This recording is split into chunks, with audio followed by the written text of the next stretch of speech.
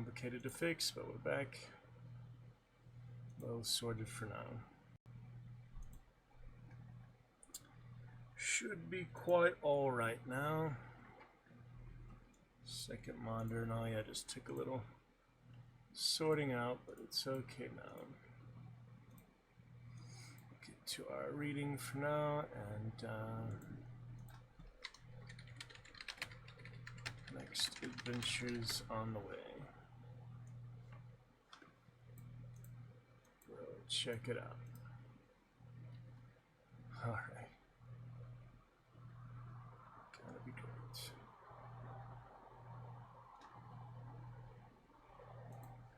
There we go, sorted.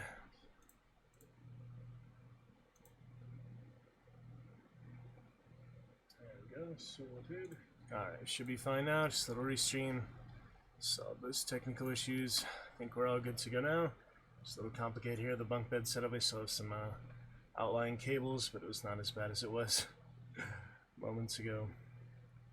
Fixed it for now. Should be alright. Should be alright for tonight, rest of the night. Alrighty.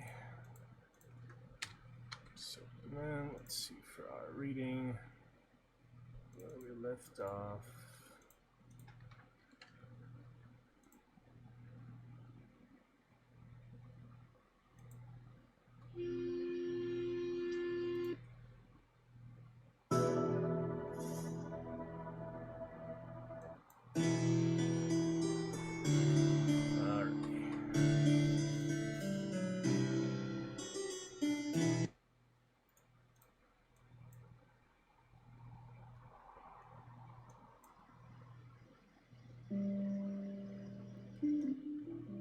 Some good stuff.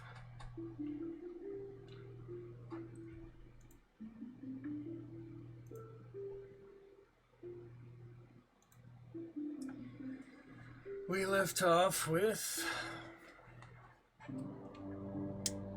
just put the light away, there's too many cables in the way. Just put it away for now. It's fine, we'll get back to it later. When it's not so bloomin' hot, you know. With the glimmer of their torch and the darkness and silence remained unchallenged. Okay. So chapter 5. The Haunter of the Pits.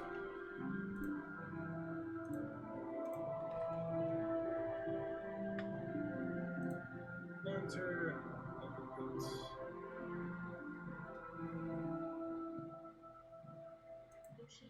Fun stuff. Okay.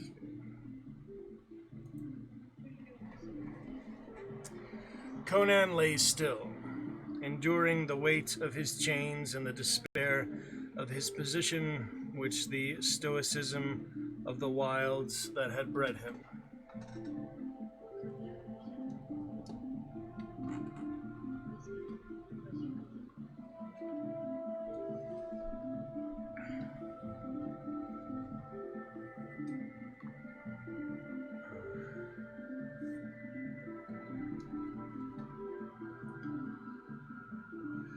He did not move because the jangles of his chains, when he shifted his body, sounded startlingly loud in the darkness and stillness, and it was his instinct, born of 1,000 wilderness-bred ancestors, not to betray his position and his helplessness. This did not result from a logical reasoning process. He did not lie quiet because he reasoned that the darkness hid lurking dangers that might discover him in his helplessness. Zaltoten had assured him that he was not to be harmed, and Conan believed that it was in the man's interest to preserve him, at least for the time being. But the instincts of the wild were there, that had caused him in his childhood to lie hidden and silent while wild beasts prowled about his covert.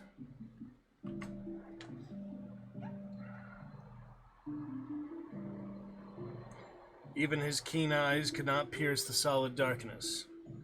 Yet after a while, after a period of time he had no way of estimating, a faint glow became apparent, a sort of slanting gray beam, by which Conan could see, vaguely the bars of the.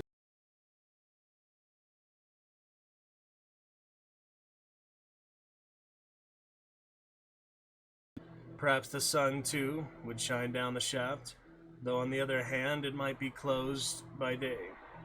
Perhaps it was a subtle method of torture, allowing a prisoner but a glimpse of daylight or moonlight. His gaze fell on the broken bones in the farther corner, glimmering dimly. He did not tax his brain with futile speculation as to who the wretch had been and for what reason he had been doomed. But he wondered at the shattered condition of the bones. They had not been broken by a rack. Then, as he looked, another unsavory detail made itself evident. The shin bones were split lengthwise, and there was but one explanation. They had been broken in the manner in order to obtain the marrow. Yet what creature but man breaks bones for their marrow? Perhaps these remnants were mute evidence of a horrible cannibalistic feast, of some wretch driven to madness by starvation. Conan wondered if his own bones would be found at some future date, hanging in their rusty chains.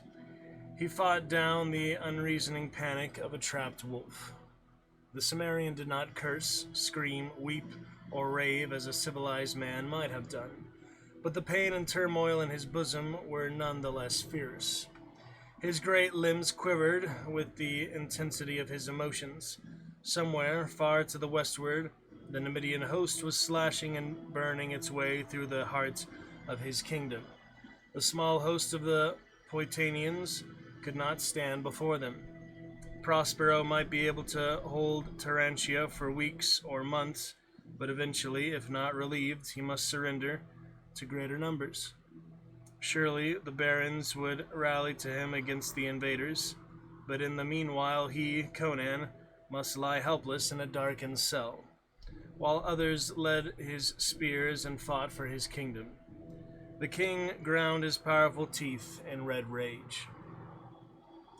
Then he stiffened as outside the farther door he heard a stealthy step. Straining his eyes, he made out a bent, indistinct figure outside the grille. There was a rasp of metal against metal, and he heard the clink of tumblers as if a key had been turned in the lock. Then the figure moved silently out of his range of vision, some guard, he supposed, trying the lock. After a while, he heard the sound repeated faintly, somewhere farther on, and that was followed by the soft opening of a door, and then a swift scurry of softly shod feet retreated in the distance. Then silence fell again. Conan listened for what seemed a long time, but which could not have been, for the moon still shone down the hidden shaft, but he heard no further sound. He shifted his position at last, and his chains clanked. Then he heard another, lighter footfall, a soft step outside the nearer door, the door through which he had entered the cell. An instant later, a slender figure was etched dimly in the gray light. "King Conan!" a soft voice intoned urgently. "Oh, my lord, are you there?" "Where else?" he answered guardedly, twisting his head about to stare at the apparition. It was a girl who stood grasping the bars with her slender fingers.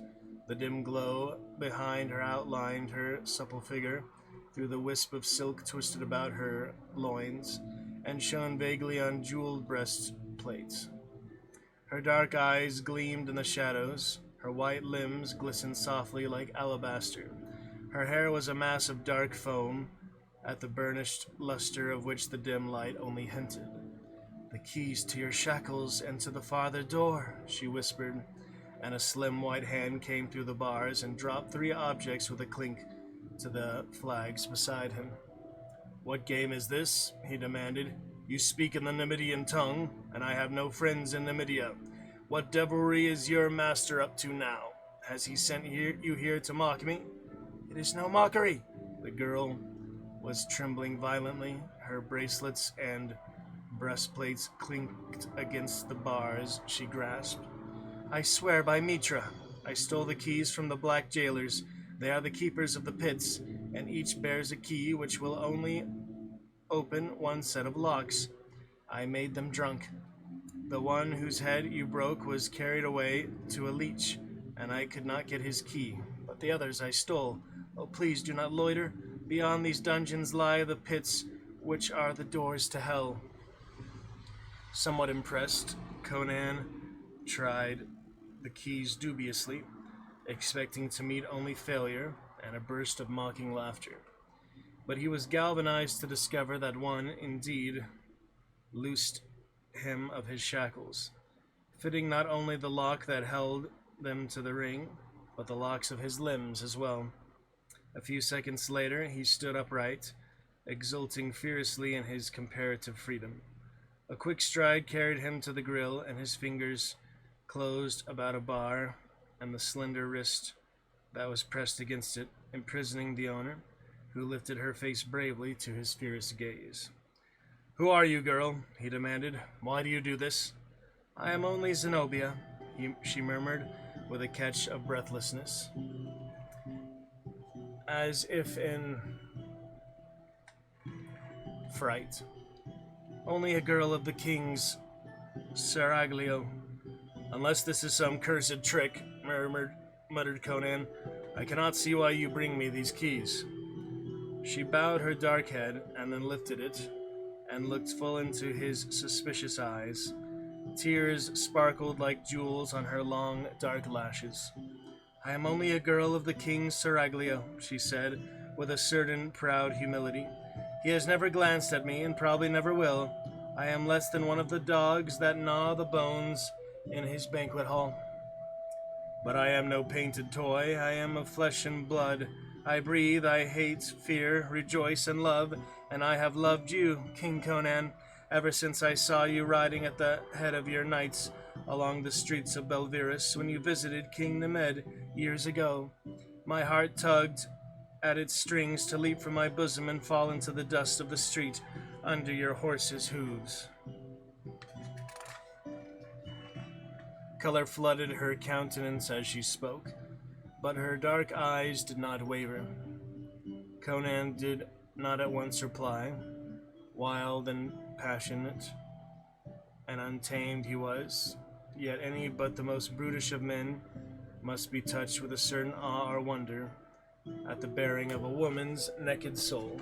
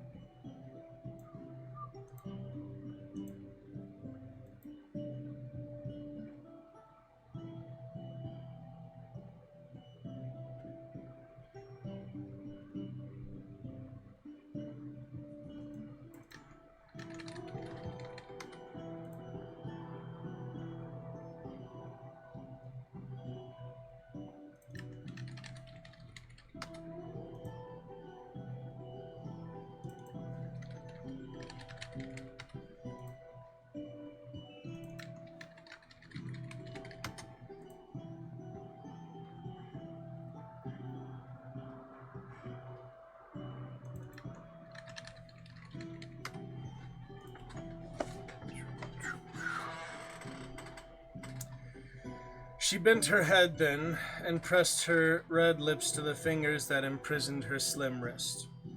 Then she flung up her head as if in sudden recollection of their position, and terror flared in her dark eyes.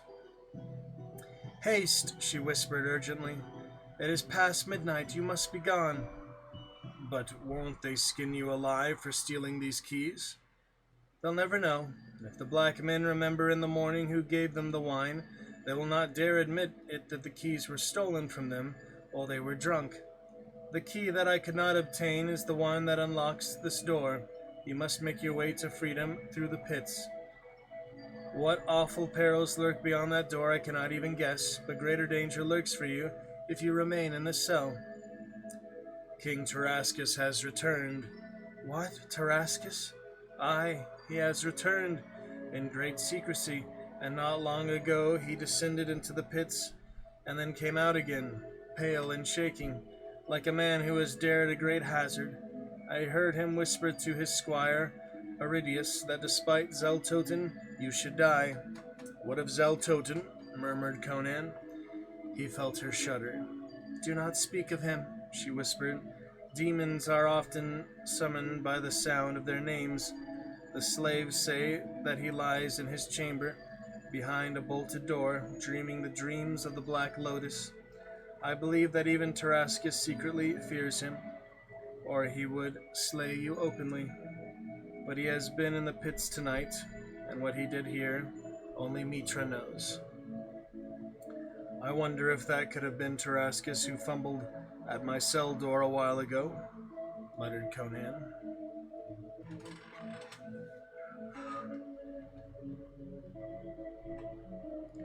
Here is a dagger, she whispered, pressing something against the bars. His eager fingers closed on an object familiar to their touch. Go quickly through yonder door, turn to the left and make your way along the cells until you come to a stone stair. On your life, do not stray from the line of the cells. Climb the stair and open the door at the top. One of the keys will fit it. If it be the will of Mitra, I will await you there. Then she was gone, with a patter of light slippered feet. Conan shrugged his shoulders and turned toward the farther grill. This might be some diabolical trap planned by Tarascus, but plunging headlong into a snare was less abhorrent to Conan's temperament than sitting meekly to await his doom. He inspected the weapon that the girl had given him, and smiled grimly. Whatever else she might be, she was proven by that dagger to be a person of practical intelligence. It was no slender stiletto, selected because of a jeweled hilt or gold guard, fitted only for dainty murder in Milady's boudoir. It was a forthright poniard, a warrior's weapon, broad-bladed, 15 inches in length, tapering to a diamond-sharp point.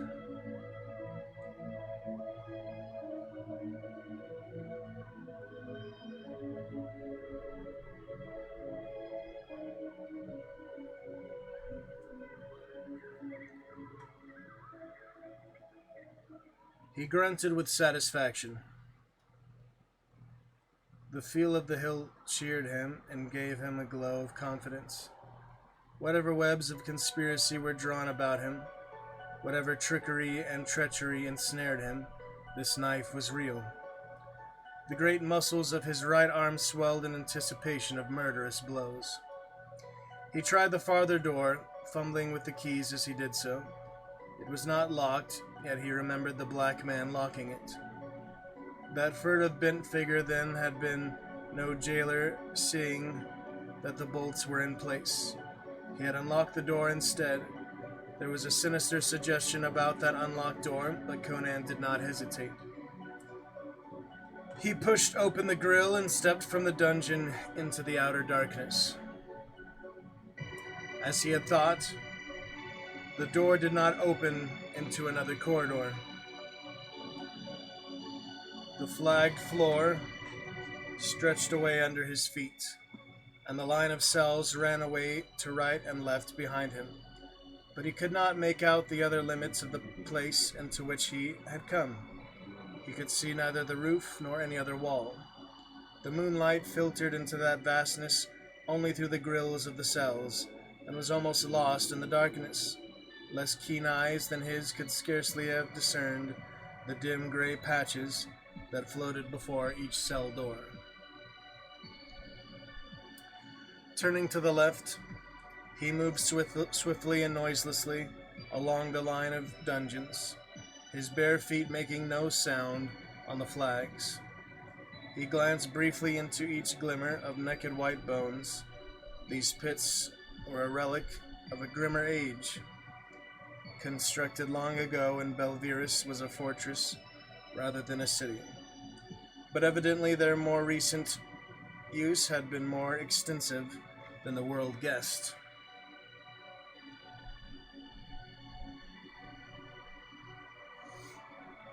Ahead of him, presently, he saw the dim outline of a stair sloping sharply upward, and knew it must be the stair he sought. Then he whirled suddenly, crouching in the deep shadows at his foot. Somewhere behind him, something was moving, something bulky and stealthy that padded on feet, which were not human feet. He was looking down the long row of cells, before each of which lay a square of dim gray light that was little more than a patch of less dense darkness.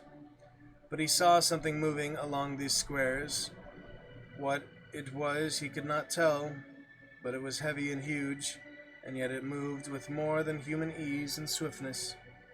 He glimpsed at it as it moved across the squares of gray, then lost it as it merged in the expanses of shadows between. It was uncanny, in its stealthy advance, appearing and disappearing like a blur of the vision. He heard the bars rattle as it tried each door in turn. Now it had reached the cell he had so recently quitted, and the door swung open as it tugged. He saw a great bulky shape lined faintly and briefly in the gray doorway, and then the thing had vanished into the dungeon. Sweat beaded Conan's face and hands. Now he knew why Tarascus had come so suddenly to his door, and later had fled so swiftly. The king had unlocked his door, and somewhere in these hellish pits had opened a cell or cage that held some grim monstrosity. Now the thing was emerging from the cell and was again advancing up the corridor, its misshapen head close to the ground. It paid no more heed to the locked doors. It was smelling out his trail. He saw it more plainly now. The gray light limbed a giant anthropomorphic body, but vaster of bulk and girth than any man. It went on two legs, though it stooped forward, and it was grayish and shaggy.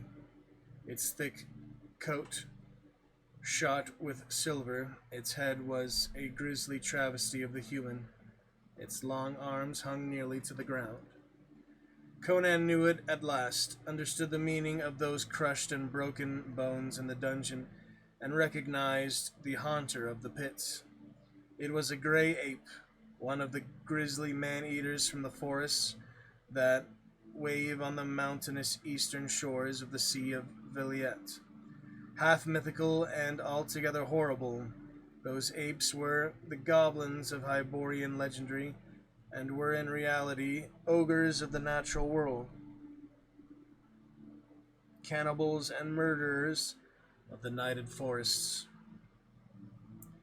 He knew it scented his presence, for it was coming swiftly now, rolling its barrel-like body rapidly along on its short, mighty bowed legs. He cast a quick glance up at the long stair, but knew that this thing would be on his back before he could mount to the distant door. He chose to meet it face to face. Conan stepped out in the nearest square of moonlight, so as to have all the advantage of illumination that he could, for the beast, he knew, could see better than himself in the dark. Instantly the brute saw him. Its great yellow tusks gleamed in the shadows, but it made no sound. Creatures of night in the silence, the gray apes of Viliet, were voiceless. But in its dim, hideous features, which were a bestial travesty of a human face, showed ghastly exultation. Conan stood poised, watching the oncoming monster without a quiver. He knew he must stake his life on one thrust. There would be no chance for another, nor would there be any time to strike and spring away. The first blow must kill, and kill instantly, if he hoped to survive the awful grapple. He swept his gaze over the short, squat throat, the hairy swag belly, and the mighty breast swelling in giant arches like twin shields.